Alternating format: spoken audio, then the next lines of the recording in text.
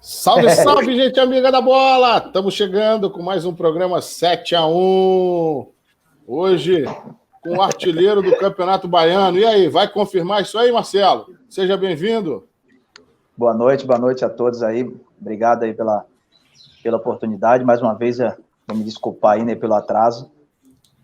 O objetivo é esse, né? Desde o começo da temporada que a gente tem trabalhado firme aí para buscar artilharia. A gente queria estar melhor, né, na competição, mas infelizmente por conta dessa pandemia, né, acabou afetando aqui o futebol, não só o futebol baiano, mas o mundo inteiro, né? Então acabou aí prejudicando um pouco a nossa caminhada. Maravilha, seja bem-vindo aí. Passar aí a bola para o nosso time de comentaristas. Léo, dá suas boas-vindas aí para o nosso artilheiro. Beleza, boa noite, artilheiro, boa noite, seguidores, boa noite, galera. Nicásio, primeiramente agradecer a sua gentileza em participar, de aceitar o convite, agradecer ao zagueiro Alisson, que já foi entrevistado aqui por nós, por ter intermediado aí essa entrevista aí com o Marcelo Nicásio. Marcelo, você surgiu no início dos anos 2000, né, lá no Bahia, com uma promessa de ser o sucessor do Nonato, que fez história, e, enfim, fez muitos gols lá pelo Bahia, tinha o apelido de ser neguinho da música, né, porque você, quando era mais novo, ia lá para Fonte Nova, tocava lá no meio da torcida. Queria saber aí como é que é essa sua ligação aí com o Bahia, início de carreira, né, a ascensão e, enfim, aquele cenário todo aí de despontar para o mundo da bola profissionalmente. Cara, o Bahia é um clube assim que eu tenho um enorme respeito, uma gratidão eterna, né, porque foi o clube que me deu a oportunidade, que abriu as portas, foi a minha casa durante muito tempo, e era um sonho, né, um sonho de família, um sonho de criança, de se tornar um jogador profissional, e a gente batalhou muito, a gente lutou muito por esse objetivo, e graças a Deus esse sonho, né, ele foi realizado, e eu sou muito grato ao Bahia, né, por tudo que ele me proporcionou, né, durante toda essa caminhada. Foram momentos muito difíceis, né. Eu costumo muito falar que a gente que vê o Bahia hoje, né, é totalmente diferente o Bahia atual para o Bahia da minha época. A condição financeira é totalmente diferente, mas graças a Deus tudo aquilo que o Bahia fez pelo Nicásio valeu a pena, e eu consegui realizar esse sonho aí, não só meu, mas um sonho de família, um sonho de muitos amigos aí que lutaram muito do meu lado, que me ajudaram muito, e graças a Deus se concretizou. E esse apelido Neguinho do Tambor, como é que é essa origem aí? Conta aí pra gente. Cara, é uma história bacana, né? Antigamente a gente tinha o desejo, né, de estar na Fonte Nova, de assistir os jogos, e era muito difícil, né, de poder entrar, e a gente acabou entrando numa torcida, né, organizada do Bahia, e ali, pela vontade, o desejo de poder estar no estádio, de ver os craques, de ver o Bahia jogar, a gente começou a fazer parte daquela torcida, a gente tocava, né, na torcida, e aquilo ali foi bacana, foi gostoso, foi algo assim da... O Bahia é bem quente, né, ela é bem ritmada, o jogo inteiro, ganhando ou perdendo, ela tá ali cantando, torcendo. Verdade, eu cresci dessa forma, né, cresci torcendo e agitando, sofrendo também quando o Bahia perdia, mas era fiel, né, fiel de estar ali todos os jogos do Bahia, tirando aquele tempinho para poder incentivar, né, os jogadores, e sempre torcendo para que o Bahia conseguisse sair com vitória. Bacana. Ô, Léo, desculpa furar aí a ordem, né? Mas não é só esse apelido que eu estou vendo que ele tem. Tem Timbaleiro, Predestinado, Matador, Tricolor e Salvador do Ceará. Eu nunca vi um cara com tanto apelido. Que é cada um deles, pô. Se o cara ganhar dinheiro conforme ele ganha apelido, ele tá bem. Porra, milionário. Tá boa. Gustavo, vai lá. Vamos lá, Marcelo. Cara, no futebol ganha quem faz mais gols, não é verdade?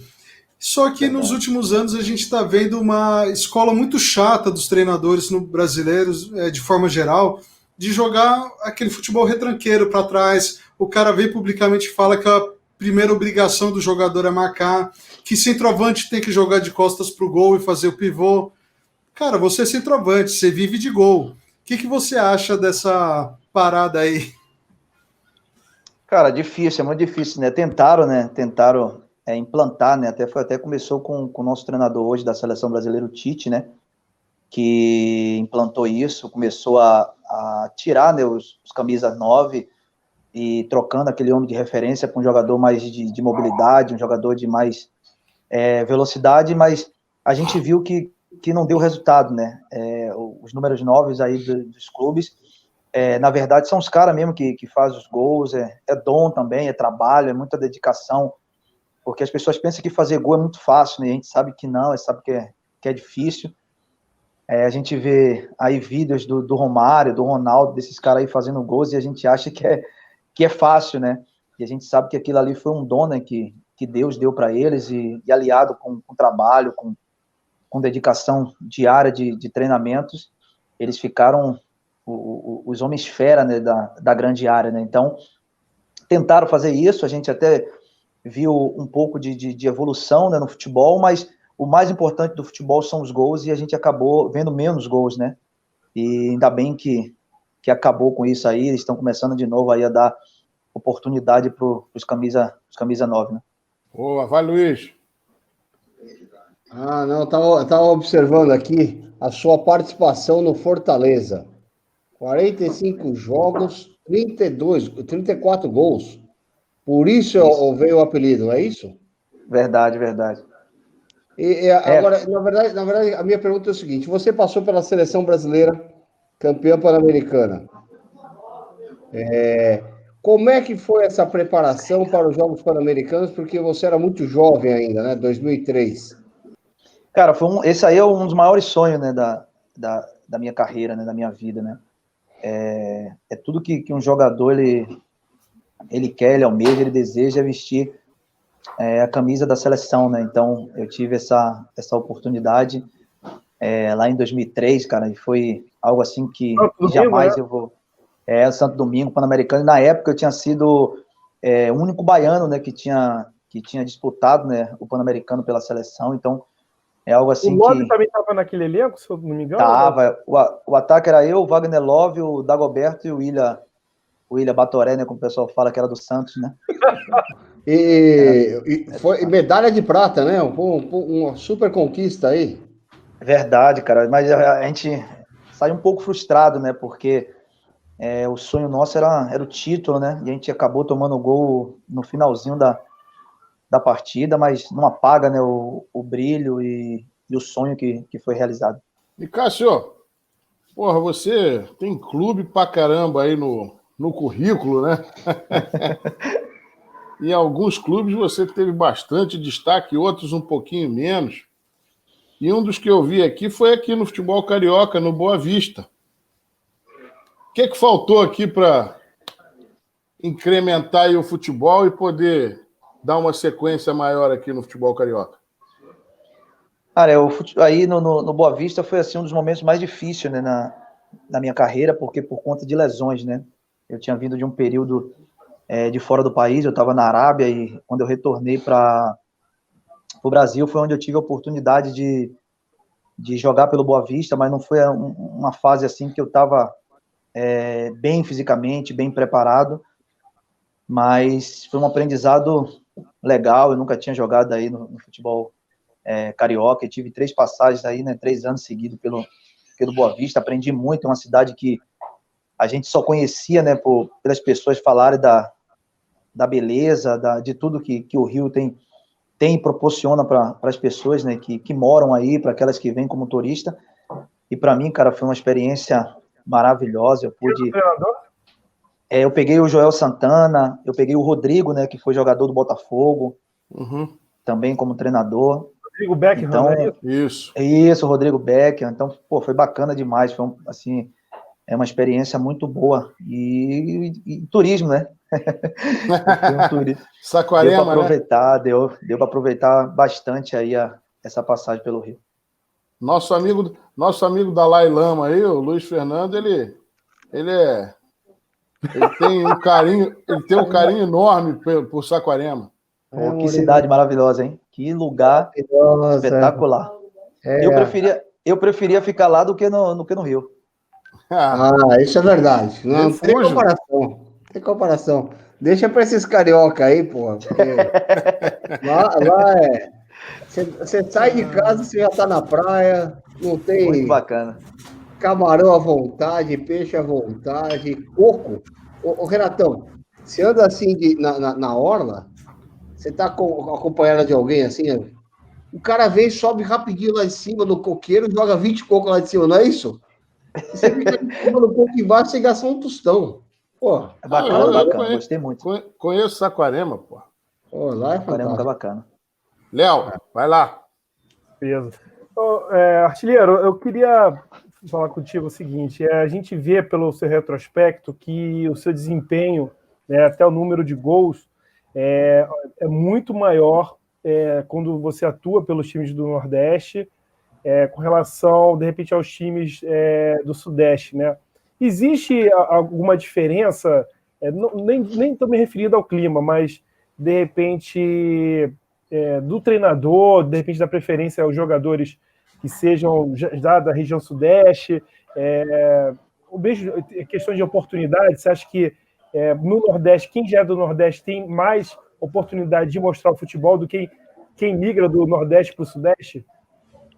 Cara, eu acho que não, cara, eu acho que não. Como você relatou aí, a minha maior dificuldade que eu tive, só o Atlético Mineiro que eu tive uma dificuldade, assim, de falta de oportunidade, né?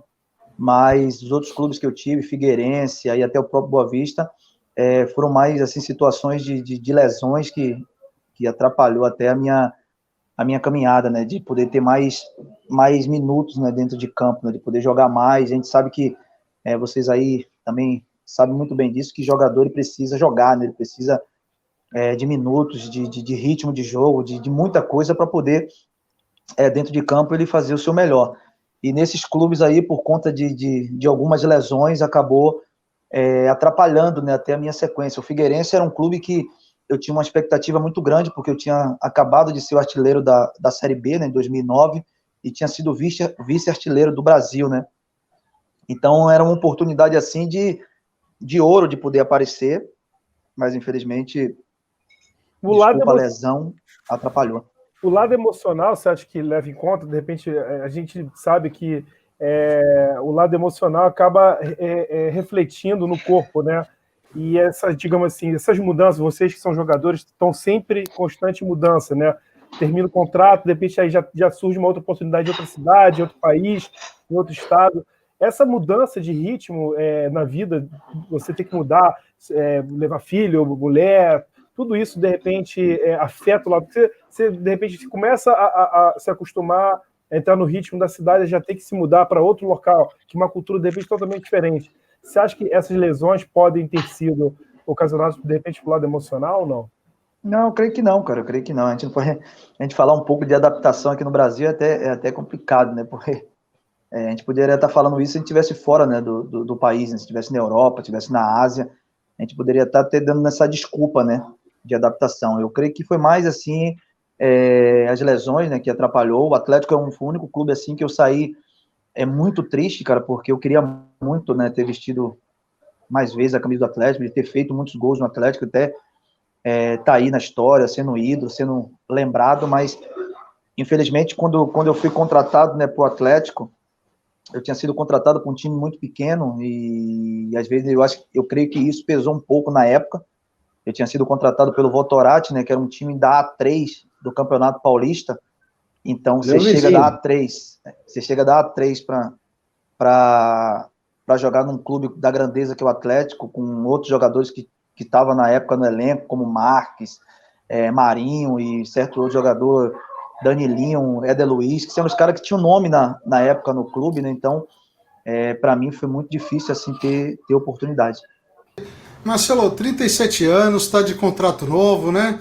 Acho que é Atlético de Alagoinhas, tô certo? Isso.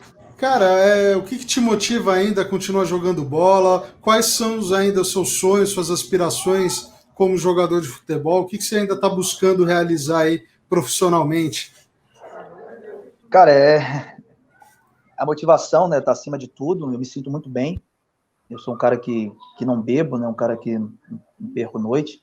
Então, isso aí a gente já sai, né, já sai na frente, né? Então, hoje eu com 37 anos me sinto um cara muito bem fisicamente, e a minha meta é chegar aos 300 gols, né?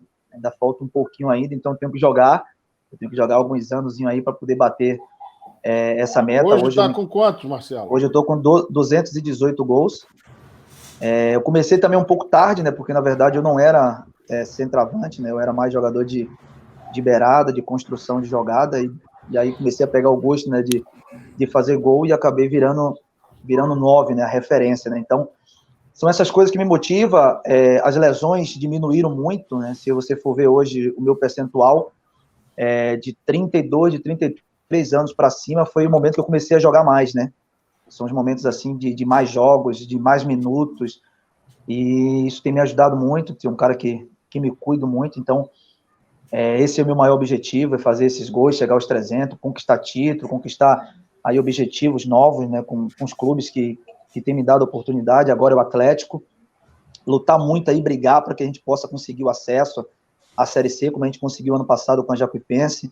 Esse ano já foi bacana o começo, né? Estamos aí na briga pela artilharia, torcendo muito para que ninguém consiga nos ultrapassar, porque tem muito tempo que o Fluminense teve um artilheiro, né, na competição, então já é mais uma marca aí para ser quebrada.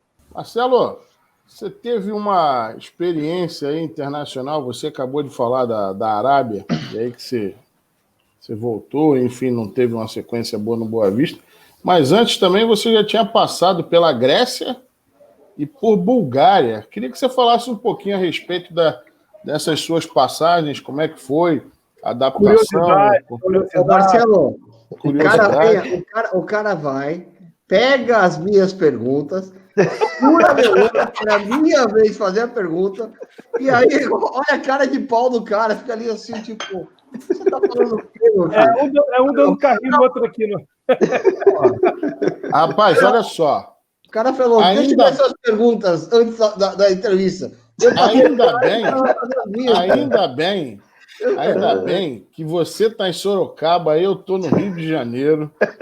Porra, eu tô, graças a Deus, no tempo bacana, você tá passando um frio legal aí. A gente não trocou pergunta. Enfim, deixa. Olha aqui, ó, seguinte, olha aqui no celular, ó. Faz o seguinte, Marcelo, responda ao nosso amigo Dalai Lama aí. Não. A respeito disso. E depois eu te passo a palavra, não tem problema, não. A minha pergunta, Marcelo, é exatamente isso. Como é que foi sua passagem pelo futebol búlgaro? Porque a gente ouve muito pouco desse futebol, então eu queria saber como é que é lá, como é que é a estrutura, quantos times jogam, você jogou na primeira divisão de lá? Essa é a minha pergunta. Primeiro eu vou responder a da Grécia, né? A Grécia é um lugar que assim, como eu falei do Bahia, que é um clube que eu sou grato eternamente, a Grécia foi o primeiro país, né, que eu fui, que eu tive a primeira experiência. Então a Grécia é um lugar assim que vai ficar marcado porque mudou, né, a minha vida, a minha maneira de enxergar o futebol, mudou o meu conceito, né, como profissional. Eu passei, depois que eu voltei da Grécia profissionalmente, eu fui outro jogador, apesar de ter ido para lá muito novo. Eu fui para a Grécia com 21 para 22 anos, e eu voltei de lá com uma cabeça totalmente diferente, né, de como é o futebol, né. Aqui no Brasil a gente costuma dizer que aqui no Brasil é muito peladeiro, né, o jogador brasileiro é peladeiro, não tem nenhum esquema tático, não tem noção.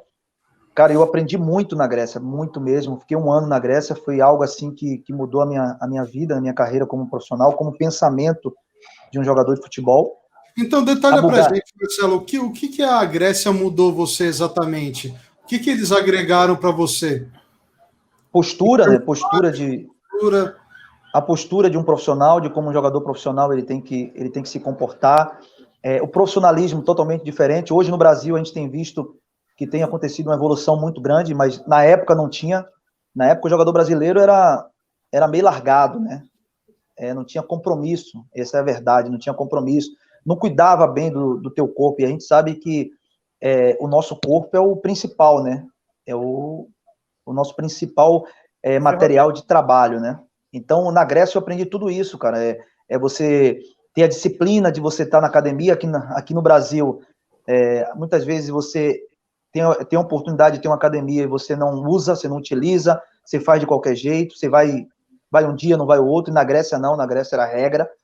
Eu tinha que estar todo dia.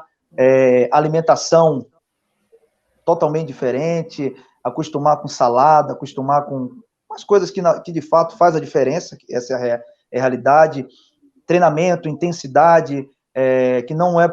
Você tem, dentro de campo, você tem a responsabilidade igual a todos, de ajudar, de atacar. Então, esses conceitos foram me acrescentando na minha carreira, né?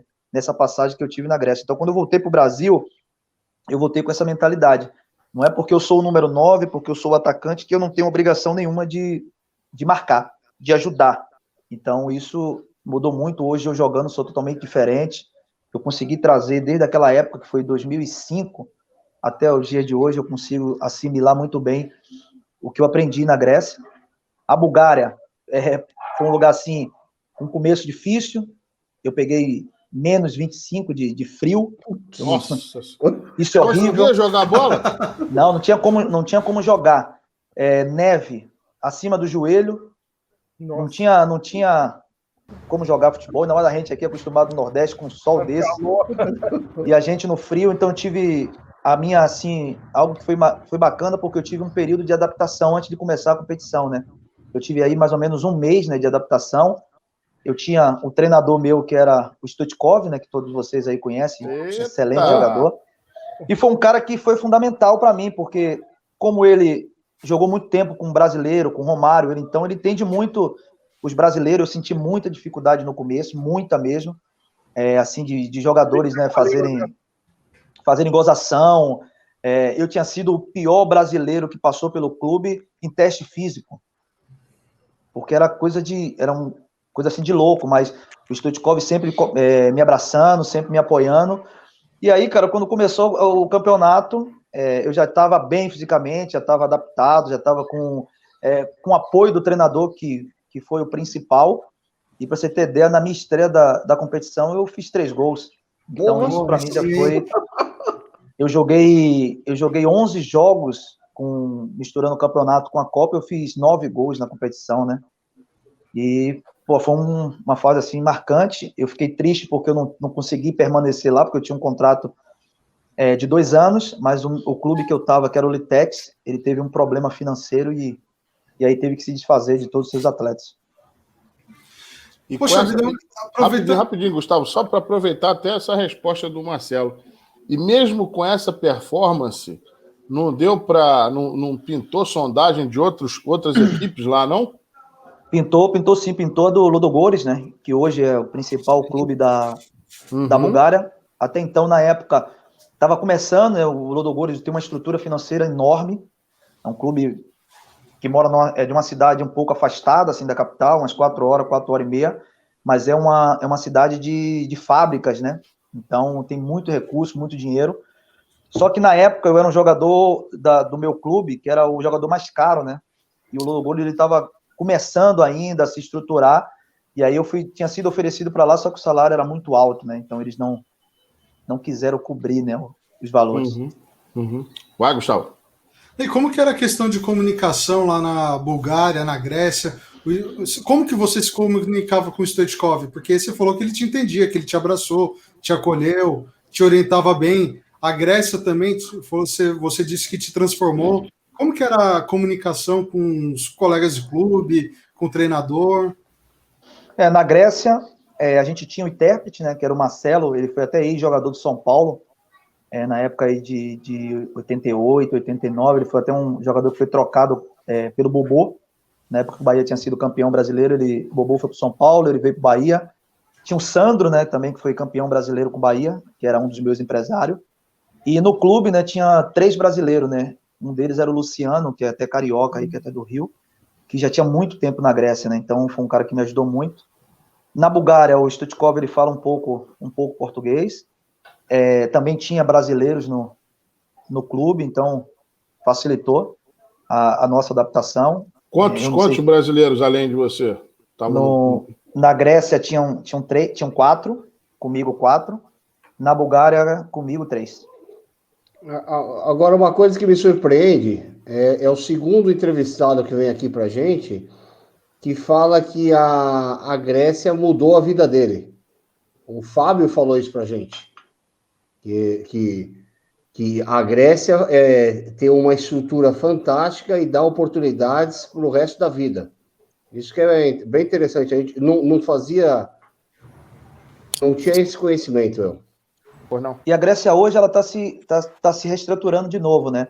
Eu peguei a melhor fase da Grécia, né? Que foi a época que tinha sido campeão da Eurocopa, né? Quem estava no Olympiacos era Rivaldo, Giovani, Gilberto Silva no Panathinaikos, o Cissé no Panathinaikos. Então foi a melhor fase assim da Grécia, depois daquele período ali. Você chegou a enfrentá-lo? César Sampaio também estava, se eu não me engano. Chegou a enfrentá-lo, essa galera aí lá na Grécia? Não, joguei contra, né? Joguei contra eles, sim.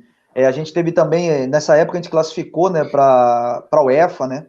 Para a fase de mata-mata da UEFA. Quem foi até nos parabenizar lá foi o Pelé, né? A gente teve essa honra, né, de ter o rei, né, do nosso lado. Então, a Grécia foi um lugar assim que agregou muito na minha vida.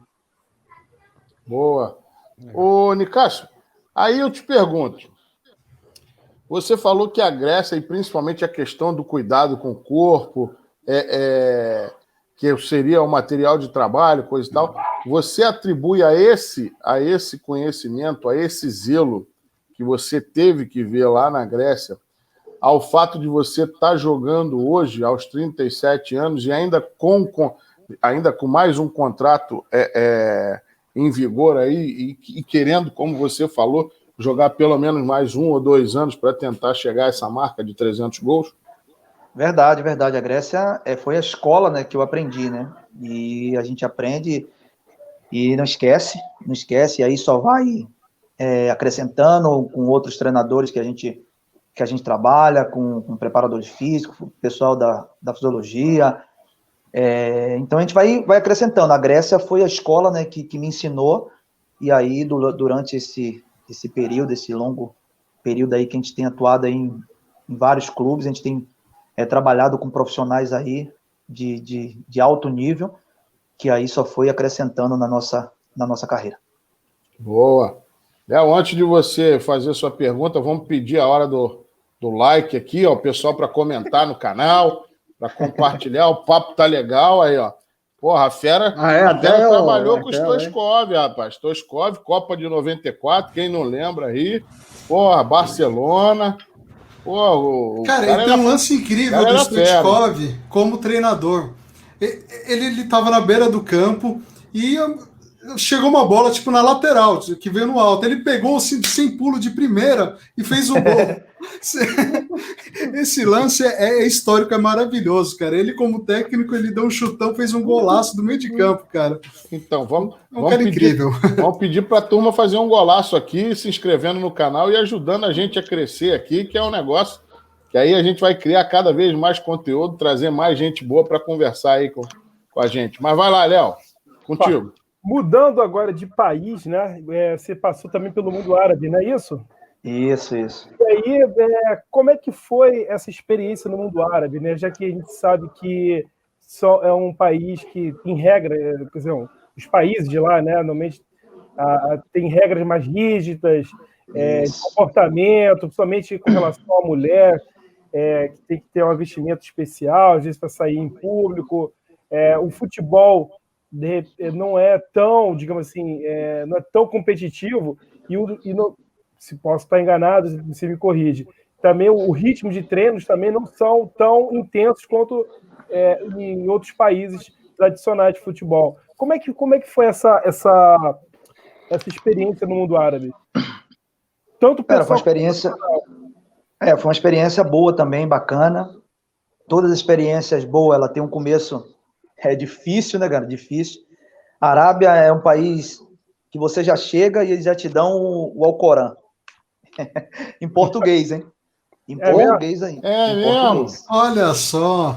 Para você aprender. Tem que estudar mesmo? Não, para você aprender a religião deles, né? Uhum. São sete rezas. durante o dia, né? Praticamente as coisas de dia lá não abre, só abre à noite. Treino só à noite, fuso horário de 6 horas. Rapaz, é muito difícil, cara. A Arábia também é difícil, viu? Porque de dia você não tem como sair. Você sai, você entra no carro, você pega no volante e queima a mão. Nossa. 45, 50 graus. Eu fui fazer um treino, porque lá só treina à noite, né? Aqui no Brasil a gente é acostumado a treinar 2 períodos, né? E eu fui inventar um dia de treinar de manhã. Fui para academia, fiz a musculação e fui para o campo, 10 horas da manhã, correr. Na segunda volta, eu estava parecendo que ia desmaiar, passando mal. Olha então, só. De tão quente. Aí é engraçado, porque de dia é quente, à noite esfria. Quando você menos espera, vem tempestade de areia. Nossa. Então, é umas coisas assim meio louca, né? Mas é um país... Oi? Quanto tempo lá? Eu fiquei 1 ano, cara. Eu tinha contrato mais, eu que pedi para ir embora, né? Qual foi o país, perdão? Eu fiquei na Arábia Saudita. A Arábia Saudita é um país assim mais fechado do que todos ali, né, do lado, e é um país mais difícil de se jogar. O futebol é mais duro, é mais competitivo, é muito duro, apesar de não ter o recurso financeiro igual a Dubai, igual a Catar. Tem muitos problemas com clubes lá, né, de não pagar atletas, até vários brasileiros tiveram problemas lá. Mas graças a Deus o clube que eu fui era um clube pequeno, mas era um clube que pagava direitinho, pagava em dias. Cara, eu fui para esse clube aí, cheguei lá, o clube estava em 13º, lá são 14 clubes, né? A gente tava brigando para cair, e eu lembro que a gente no começo foi difícil, adaptação, mas aí do 3º jogo em diante a gente começou a se encaixar. O treinador nosso era um treinador italiano, ele conseguiu fazer uma forma de jogo, né, lá para que eu pudesse ter mais confiança, ter mais espaço para jogar, e aí começou as coisas a dar certo, comecei a fazer gol. Eu lembro que quando a gente chegou, faltando 3 rodadas para acabar, né, a competição, a gente já estava livre da zona de rebaixamento, isso aí já era festa, porque era como se fosse campeão, e quando a gente terminou a competição, a gente terminou em 6º, era algo que nunca tinha acontecido no clube, e quando a gente tinha jogado fora, né, de casa, quando a gente chegou na cidade, parecia que tinha sido campeão. Festa. Festa? É mesmo? Festa, porque tinha terminado em 6º colocado. E Mas até isso, hoje... as festas são vocês mesmo? Como que é a torcida lá na Arábia? Cara, a torcida é muito pouca, não é como no Brasil, era algo assim que nos deixava meio constrangido, meio triste por causa disso, né? Que a gente é acostumado, né? A casa cheia e a cobrança, a torcida xingando, aquela pressão, e você chega na Arábia, você não tem nada disso. Não tem torcedor, são poucos torcedores, não tem cobrança, não tem cobrança assim, entre aspas, né? A cobrança é mais interna, né? Porque de torcida não tem cobrança nenhuma. E o A Sheik, torcida vai ali, para eles... Eles eram muito, assim, digamos, rudes na hora de cobrar ou não? Não, eu fui um cara muito privilegiado, né? Porque o presidente lá, o dono do time, ele ama brasileiro, né? E eu acabei caindo nas graças do presidente, né? Foi um cara assim que muito rápido, porque você vai para a Arábia, você recebe um visto de turismo, né? Então, eu com 3 para 4 meses, eles já tinham conseguido para mim visto de árabe. Eu podia entrar e sair da Arábia a hora que eu quisesse. Dava folga na Arábia, eu vinha para o Brasil, eu não precisava de autorização de ninguém, né? Então, foi muito rápido, assim, a minha transição lá, tanto que eu fiz um contrato de 6 meses, e antes de terminar a competição, já estava renovando por mais um ano. Então, mudou assim muito, só que lá a parte de tratamento, isso aí não existe. Fisioterapia na Arábia não existe, e aí se você lesionar na Arábia, é complicado, porque os árabes são difíceis, tudo para eles é coisa da cabeça do cara, se o cara fala que está sentindo isso, sentindo aquilo, eles acham que é coisa da cabeça, então aí acabou não dando mais para mim permanecer lá. Entrei em acordo com o presidente, ele não queria deixar eu vir embora de jeito nenhum, mas eu bati o pé e falei para ele que não tinha como ficar mais lá, não. Agora, ô Marcelo, com base nisso que você está falando, conta pra gente, você já deu uma palhinha aí de que você quis treinar de manhã e não dava? Como é que era no dia a dia? Tipo, porra, tô de folga, tem que comprar umas coisas, tem que esperar de noite para para sair, questão do regime todo lá, né? Porra. O pessoal acha estranho, né? Pegar carona na pergunta do Renato, porque, por exemplo, é um país tão rigoroso, tão rígido, né? Religiosamente, em termos de gestão de política e tudo. Cara, é tipo. Funciona à noite até que horas? Tem isso. Porque de repente você tem, sei lá, da noite das 7 às 8h30. Enfim, como que é lá? Os árabes, eles são meio estranhos, cara. Tipo assim, eles no começo eles me enganaram, mas agora não me enganam mais não, né? Porque eles têm um jeitinho deles, assim, de santo, né? De cara que religioso, isso e aquilo.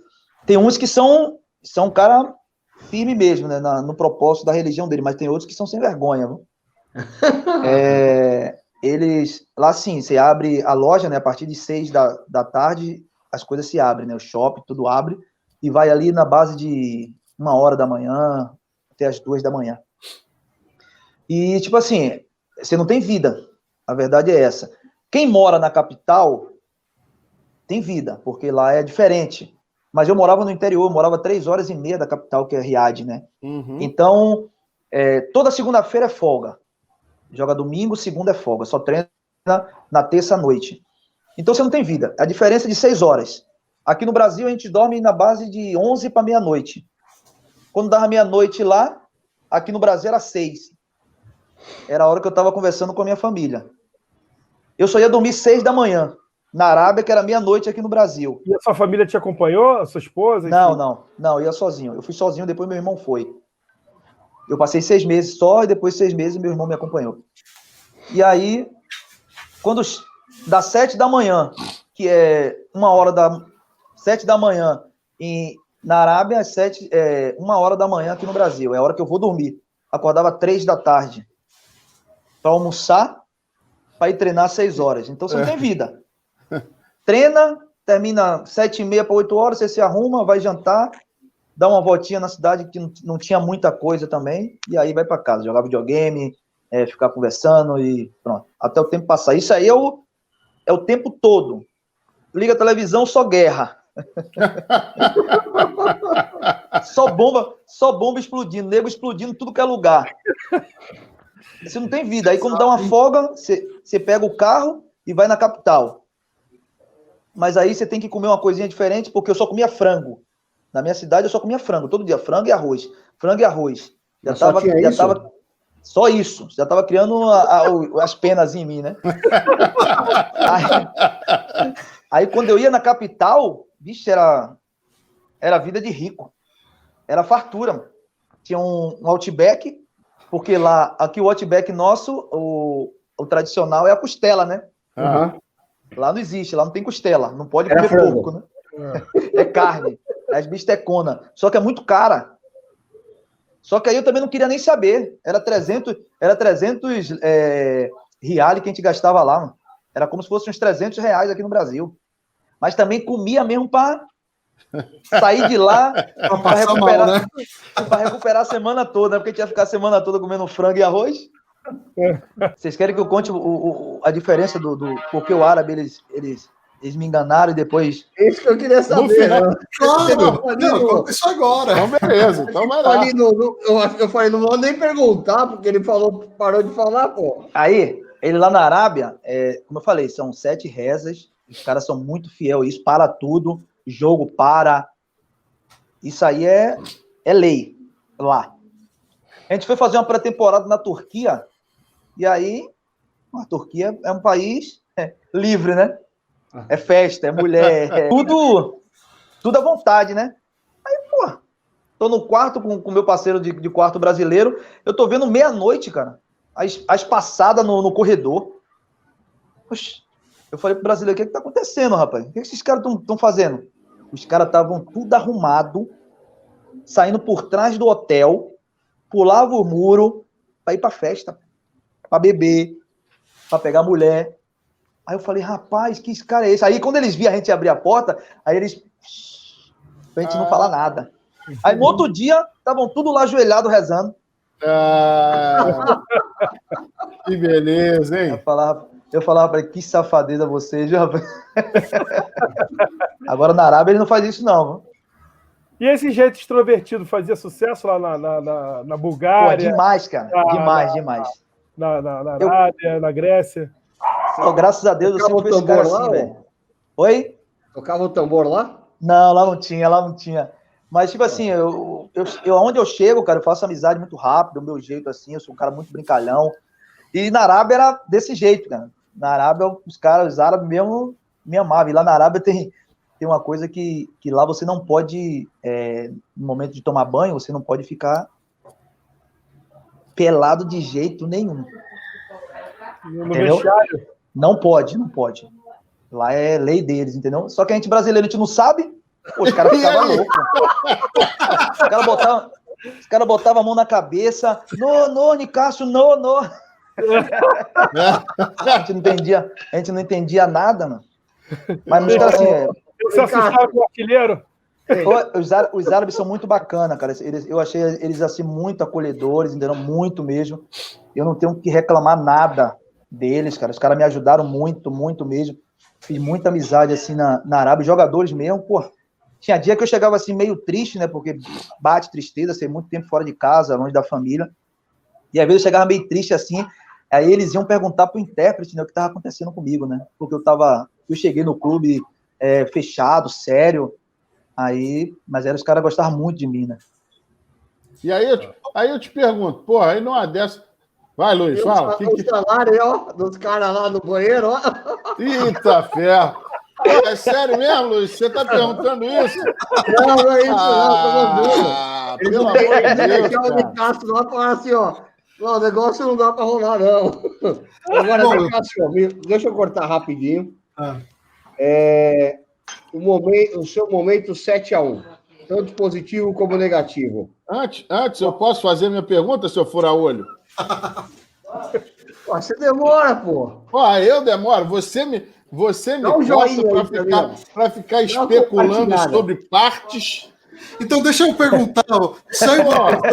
Marcelo, é o seguinte: brasileiro, a gente sabe que muitas vezes o cara apronta no vestiário, tem uma sacanagem ou outra com o colega. Como que é isso lá na Bulgária, na Arábia Saudita? Rola uma sacanagem aí, algum apronto? Como é isso? Rola. A diferença é só o idioma, né? Mas jogadores são tudo iguais, cara. Não muda. Aonde você for aí, jogador é tudo do mesmo jeito, cara. Os caras gostam da zoeira. Algum apronto que foi marcante para você? Como? Algum apronto aí que foi marcante para você? Cara, teve uma que foi muito engraçado. Teve uma na Bulgária, né? A Bulgária, você não pode... Tipo assim, tem uns búlgaros que não gostam de brincadeira, né?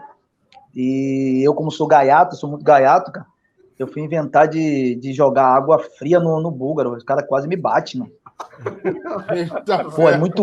Lá frio demais, cara. Muito frio. E eu querendo procurar graça, quase me dou mal. Mas a pergunta que o Gustavo te fez era mais ou menos o que eu ia falar. Eu ia te perguntar o seguinte: o Léo tinha falado negócio do jeito, coisa e tal, mas, porra, num país fechado, porra, com regime lá, porra, e você trancafiado aí no seu hotel, na sua casa, hein? Porra, e quando tava com um grupo no hotel, ou então para jogar, porra, tu não fazia um som lá, porra, você como bom baiano, porra, batuqueiro, coisa e tal, não agitava essa turma toda, não? Não, a gente agitava de outras formas, né? A gente não tinha instrumento, não tinha nada disso, mas era brincadeira toda hora, era palhaçada. O treino nosso era desse jeito, né? Era muito descontraído. E, como eu falei, o árabe, cara, ele surpreende você assim sempre, né? Termina treino, chega banquete, né, no campo, que lá eles botam tapete, né, no chão, todo mundo comendo de mão. Pô, eu fiquei meio assim assustado, né, cara? Eu falei, vou comer de mão, cara. Cada pedação que eles comem lá é frango? Assim, não é frango, não. Tem uma... Nesses banquetes aí é outra coisa que eles comem, é um negócio assim bem bacana mesmo, cara. E aí todo mundo comendo de mão, eu meio assustado. Aí eles não, logo depois do treino? Depois do treino. Não dava tempo de lavar a mão, vocês tudo suado? Você vai lá, né, toma um banho, quando você volta já tá tudo montado assim no campo, os tapetes, com uma panela, né, grandona, assim, parecendo que é de ouro, o arroz, coisa bacana mesmo, assim. Muito bacana. Aí é tipo uma família, né? Eles reúnem muito, assim, como se fosse família, né?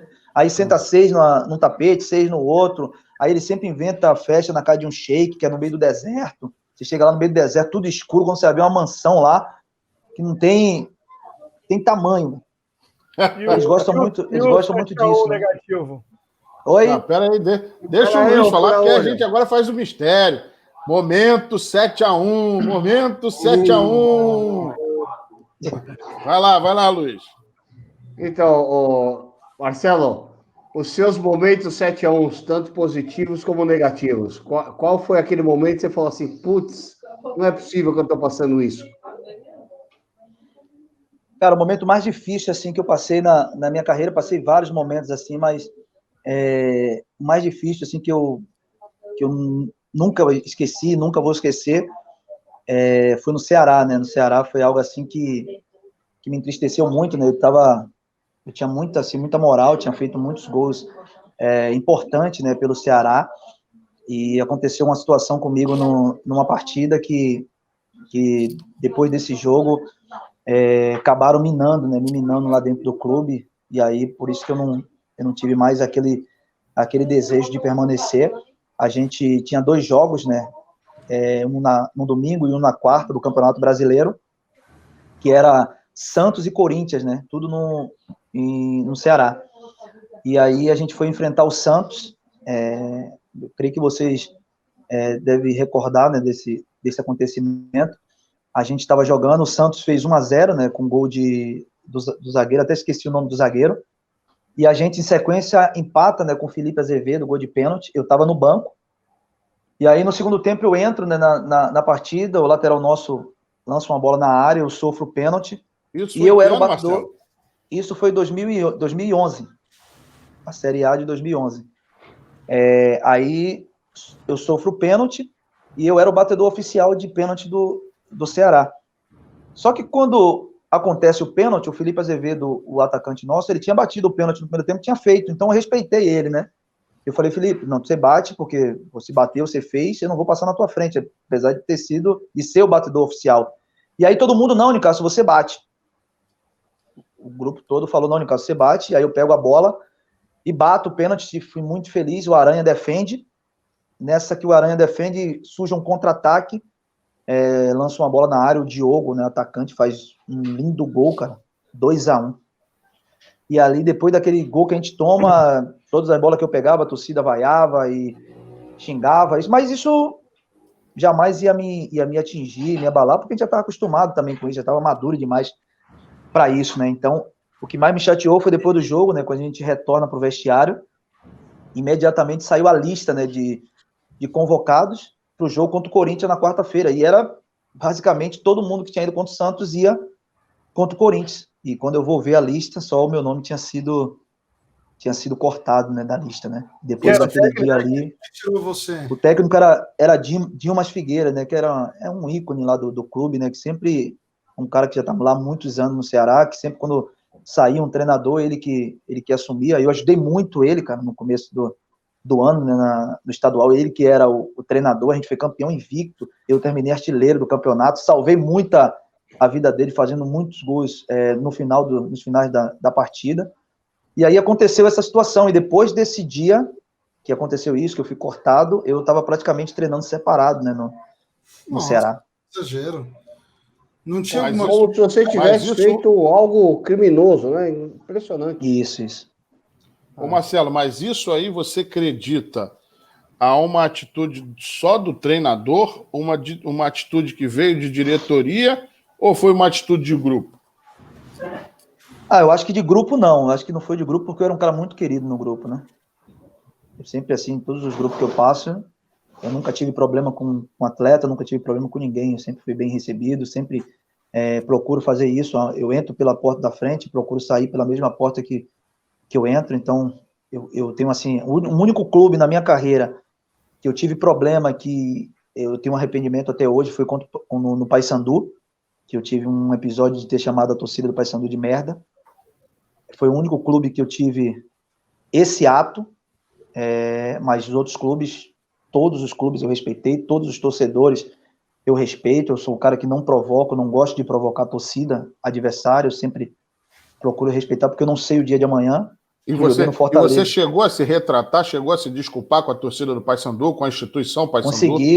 Consegui. Não, o Paysandu fizeram algo assim desumano, né, comigo, né? Porque eu não sei aí no Rio ou em São Paulo como o nome merda tem o peso. Aqui pra gente em Salvador, merda não tem peso nenhum, não é como xingar, não é desmerecer, não é esculhambar ninguém. Já lá em Belém, não. Belém, merda, é como se fosse algo muito pesado, né? Muito ofensivo, né? E foi naquele momento, e foi num momento assim de pressão. A gente estava jogando contra o Palmeiras, a gente estava ganhando, o Palmeiras estava pressionando, e naquela ânsia de chamar, né, a torcida, e a torcida nossa calada, apreensiva por causa do jogo, acabou saindo esse ato, esse nome merda. Só que eu não lembrava de nada disso. E aí, pela manhã... Você queria que o calor da torcida, né? como todo jogador, quando o time está ganhando e quer que a torcida entre no clima, né? Ajude, apoie, né?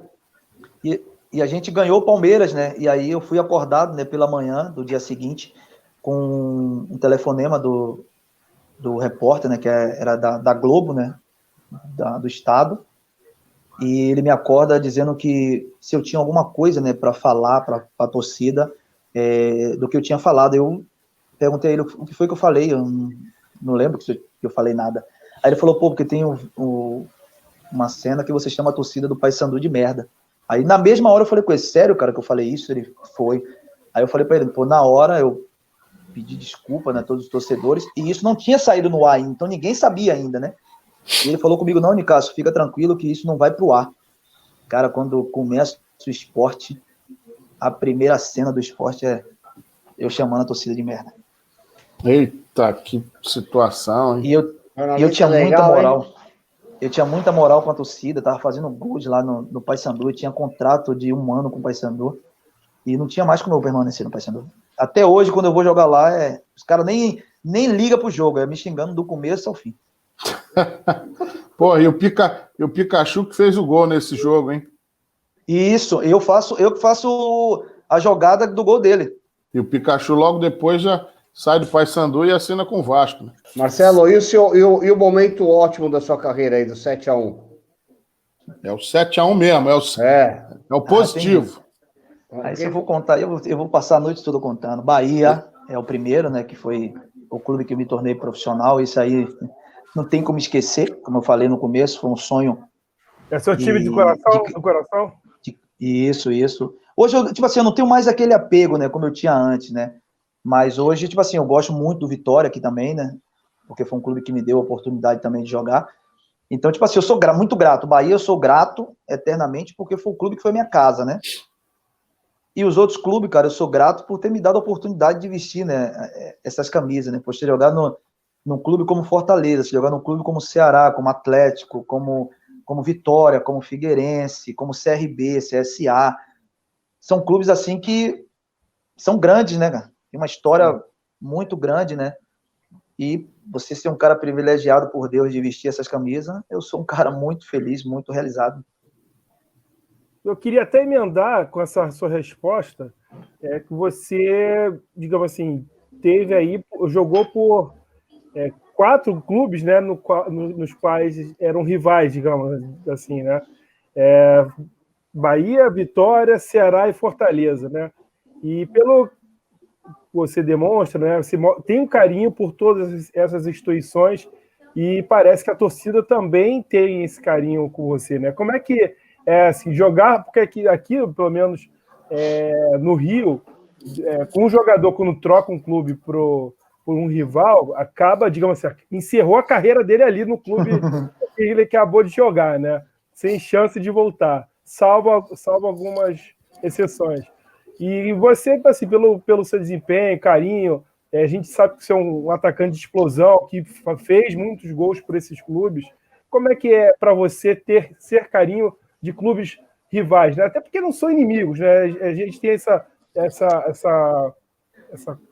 colocação, às vezes, de colocar um time contra outro como inimigos, mas são rivais dentro de campo. Mas você ser querido por eles, como é que é isso?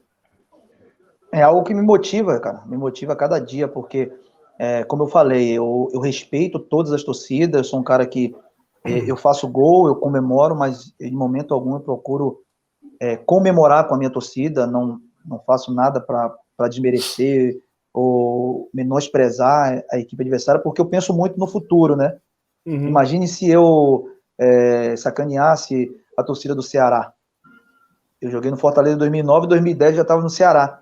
Que fosse para as redes sociais para meter pau na torcida. Passou um período, eu fui jogar no Vitória. Então, foi muito bem recebido, todo mundo sempre me respeitou. Então, essa tem sido a minha linha, né? Respeitar para você ser respeitado, né? Então, quando você procura respeitar as torcidas adversárias, você acaba sendo amado, mesmo você não fazendo parte daquela instituição, aí você começa a chamar atenção, né, pela sua ascensão, por gols, por títulos, pelas coisas que vão acontecendo, a torcida rival acaba, né, gostando. Você vê, o Fortaleza, eu fui campeão em 2009 e fui artilheiro em 2009.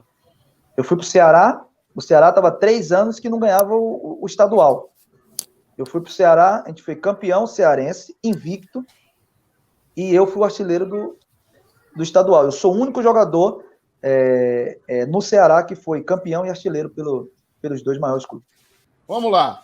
Jogou por Ceará, jogou por Fortaleza, CRA e CSA, CRB, enfim, a sopa de letrinhas, Bahia e Vitória. Meu amigo, na lata, qual é a rivalidade mais pesada aí que você pegou? Eu já fiz essa pergunta para outros convidados aqui, mas você pegou uns clubes bem bacanas aí que vale a pena a gente saber seu parecer. E aí? É Bavi? Rapaz, aí você me pegou, hein? O Bavi, todo mundo sabe, né? Todo mundo conhece. O Clássico Rei, o Ceará e Fortaleza também, pega fogo, hein? E Cruzeiro e Atlético. Mas você chegou a atuar, porque a sua passagem foi meio problemática no Atlético, né? Você não teve muita sequência. Eu joguei dois clássicos, né? Cara, Cruzeiro e Atlético também Meteu gol, né, nesse clássico? Não cheguei, eu quase faço um gol, terminou 0-0, quase eu faço um gol de calcanhar, cara. No primeiro clássico meu. Cara, Cruzeiro e Atlético é coisa surreal, mano. Uma coisa assim. Boa. Pô, é uma emoção muito grande, né? Aquele Mineirão antigo, né? Sim. Cara, foi um dos maiores clássicos assim que eu joguei. Eu também não descarto, né? Ceará e Fortaleza. O que eu joguei em 2009, Fortaleza e Ceará, que foi a final, tinha 65 mil torcedores, cara. E você fazer o gol do... Deve ser uma sensação incrível, né? Aquela galera... E você fazer o gol do título... Entendeu? É coisa assim que não tem como esquecer, né? Não tem como esquecer. E os Bavi, né? Os Bavi, eu nunca tinha sido campeão baiano, né? Uhum. Joguei pelo Bahia, o baiano perdi. E aí tem uma oportunidade de jogar pelo Vitória, fui campeão, né? E o ano que foi marcante, né? Sensacional, que foi o ano que foi a inauguração da Fonte Nova, a Fonte Nova nova, né? A Arena, a gente ganhou de 5, ganhamos de 7. Pô, foi assim... um ano sensacional, né, cara? Então, eu vou ficar com os 3, não vou escolher. Ou seja, em cima do muro. Peraí, você não vai perguntar mais nada. Porque eu vou ser injusto, cara. Eu vou ser injusto se escolher. Ô, Ricardo, deixa eu fazer a pergunta.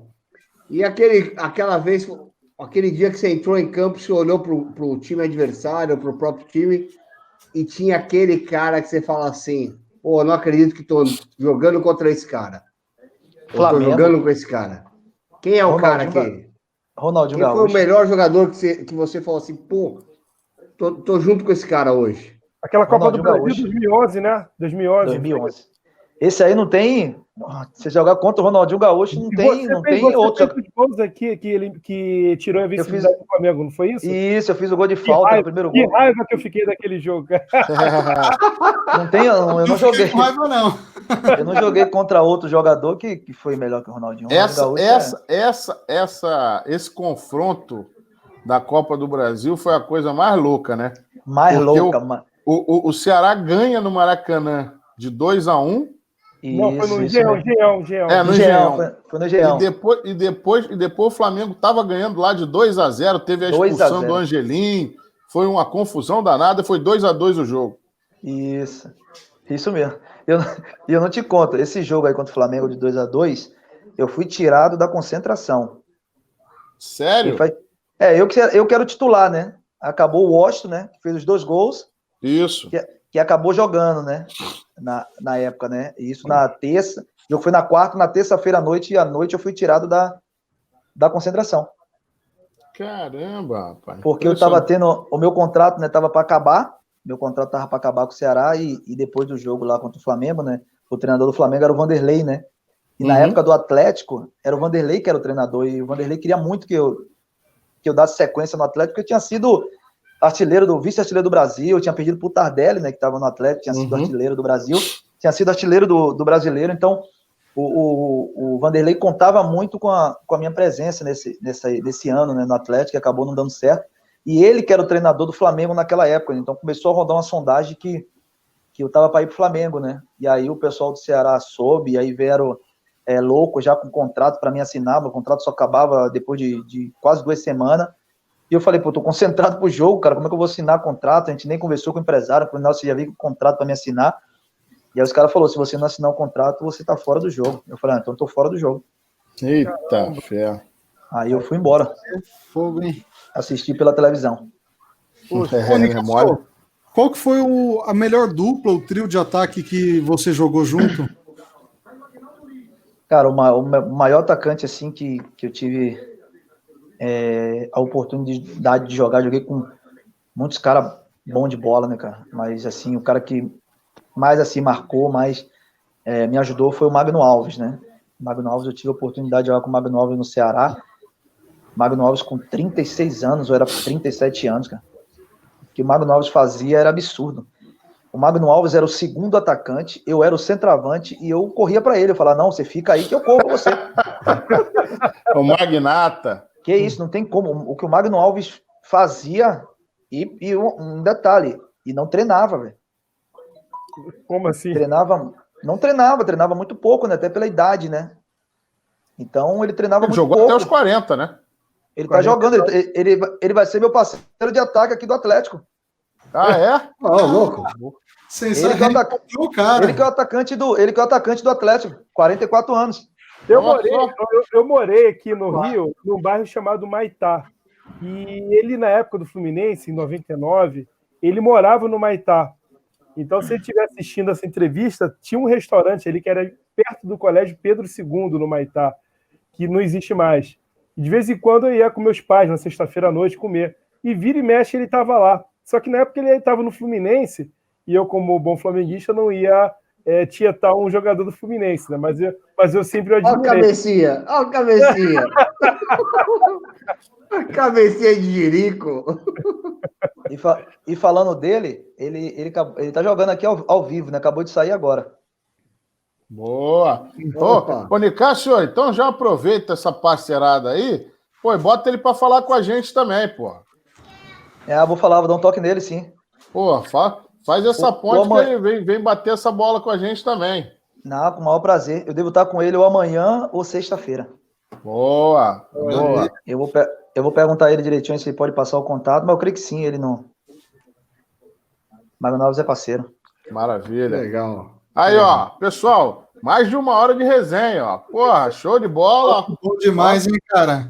Vamos lá, vamos curtir aí o canal, se inscrever, fazer o comentário e vamos para a rodada final aí com o Nicásio. Léo, vai lá. Beleza. Nicásio, qual é a diferença do neguinho da música que estava na arquibancada da Fonte Nova, lá na infância, pro Marcelo Nicásio hoje com 218 gols, querendo alcançar os 300? O que nesse espaço de tempo, o que a vida e o futebol te transformou? Muito, cara. O caráter, né? Caráter. Ele ensinou muito, né? Jogador de futebol. A gente sabe que muitas vezes tem uma imagem meio ruim, né? As pessoas têm uma imagem assim de um jogador de futebol muito ruim. E eu, tipo assim, uma coisa que eu procuro preservar ao máximo. A minha imagem, cara, é o principal, cara. Eu procuro muito não me expor, de pensar muito no que eu vou falar, aonde eu vou, entendeu? Os lugares que eu ando, porque, infelizmente, tem muita gente maldosa, né? E só espera só uma oportunidade para destruir a vida da pessoa, né? Então, tipo assim, o futebol ele me ensinou muita coisa, cara. Os clubes que eu passei, treinadores, jogadores, me fez, de fato, ali, ver como é que o jogador pensa, como é a realidade do futebol. Muitas vezes é muito engano, cara. Às vezes a gente se ilude muito com o futebol e a gente sabe que às vezes não é a realidade. Tem muita gente aí frustrada no futebol porque pensa que vai chegar no futebol, vai ser profissional, vai ser rico, vai ser milionário, e acaba o negócio sendo diferente. São poucos que ganham muito bem, que ganham um salário muito alto, outros aí é baixinho, tem que ralar muito, tem que trabalhar muito, e às vezes isso aí atrapalha muito o crescimento do jogador, porque ele empolga, ele cresce, vendo Neymar, vendo Messi, vendo Cristiano Ronaldo, que os caras são milionários, e aí acha que vai acontecer com eles do mesmo jeito. A gente sabe que não é difícil. Então, cara, o futebol, ele, para mim foi uma escola assim que, se eu pudesse voltar tudo de novo, eu teria o prazer de fazer tudo que eu fiz desde do meu primeiro chute que eu dei lá no Bahia com 13 anos de idade. Eu faria tudo de novo porque vale a pena. Boa. Gustavo? E, Cássio, quando você alcançar a marca de 300 gols na sua carreira, o que você vai fazer depois disso? Você vai continuar jogando bola? Você quer ser treinador? O que você está pensando para o teu futuro? Ele vai voltar no canal para dar uma entrevista para gente. E não, legal. Cara, tipo assim, eu tenho uma meta assim dos 300 gols, né? Mas eu quero jogar bastante tempo, cara. Eu quero desfrutar muito ainda do futebol. Por isso que eu, como falei, eu sou um cara que me cuido muito, porque eu quero jogar muitos anos, eu quero bater recorde, eu quero ser jogador aí mais velho em atividade, entendeu? Eu sei que é difícil, porque o que atrapalha o jogador são as lesões. Então, procuro aí me cuidar muito para que isso não venha acontecer. Mas eu quero jogar aí por muitos e muitos anos. Eu tenho, sim, um desejo de ser um treinador de futebol, mas ainda não está, assim, bem planejado, bem elaborado ainda na mente, porque eu estou focado somente no futebol, né? Tem também a empresa, né, que a gente também faz parte, que é a Rinodê, né?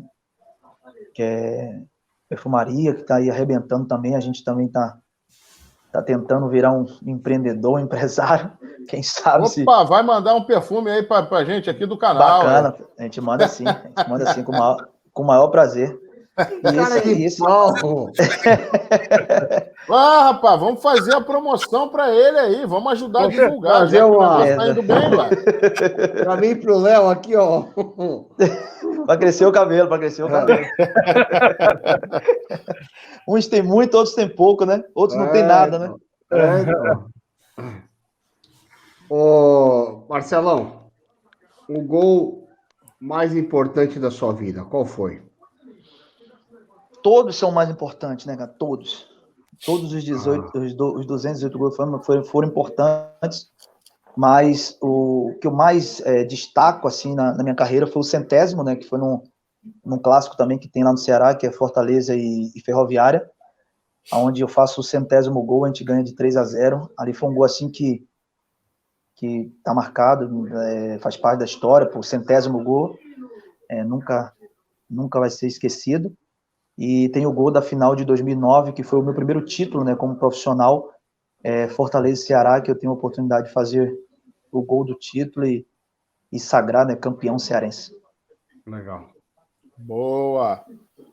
Marcelo, muito obrigado aí pela sua participação aqui no nosso 7-1. Valeu, Marcelo. Esperamos vê-lo novamente aí em breve. E aí que você volte para contar se chegou a 250, tomara que chegue aos 300 e tenha bastante sucesso aí nesse novo contrato aí, você faça muitos gols aí junto com o Magnata, já que o Magnata continua firme e forte na carreira aí. Ô, Renato, já que você pediu perfume, desculpa cortar, ô Marcelo. Não, E eu agora não pedi um perfume, eu falei para ele mandar pra gente no canal aqui. Espera um pouquinho. E agora eu sei que você tá fazendo uma comemoração aí, tipo Cristiano Ronaldo. O próximo gol, quero ver você fazer assim, ó. Tranquilo. Pode deixar. Esse é o jogador que me motiva a cada dia. Eu sei. Porra! A todos nós. Inspiração. Quero 7-1, fazer lá gol. Beleza. Pode deixar. E aí, quando forem perguntar lá na entrevista, pô, que 7 é esse? Não, que eu dei uma entrevista pro pessoal do 7 lá no YouTube. Os caras muito loucos. A turma lá que a turma é boa. Beleza, pode deixar. Desculpa a brincadeira, Marcelo. Nada. Marcelo, obrigado aí pela Desculpa a brincadeira, mas se fizer, a gente fica agradecido. Tranquilo. Eu que agradeço, cara. Eu que agradeço a vocês aí pela oportunidade. E, de novo, eu peço desculpa aí pelo horário, cara. Relaxa que algo assim não, a noite é uma criança. Ninguém sabe disso, cara. Assim, ó, Quem tá assistindo não sabe disso. Então tá certo. Ô, Marcelo, finge que a gente tá fazendo o programa na Arábia e a gente vai até 2 da manhã, entendeu? Ah, legal. Bacana. Boa. Pessoal, estamos chegando ao final de mais um programa 7-1 aí, ó. O Marcelão Nicásio já prometeu que vai fazer o 7 aí, ó. Não esqueça de se inscrever no canal, dar a sua curtida, fazer o seu comentário, compartilha com todo mundo aí e até o próximo programa, gente. Aquele abraço. Falou, pessoal. Valeu, rapaziada. Boa noite. Deus abençoe a todos aí. Amém. Obrigado. Oh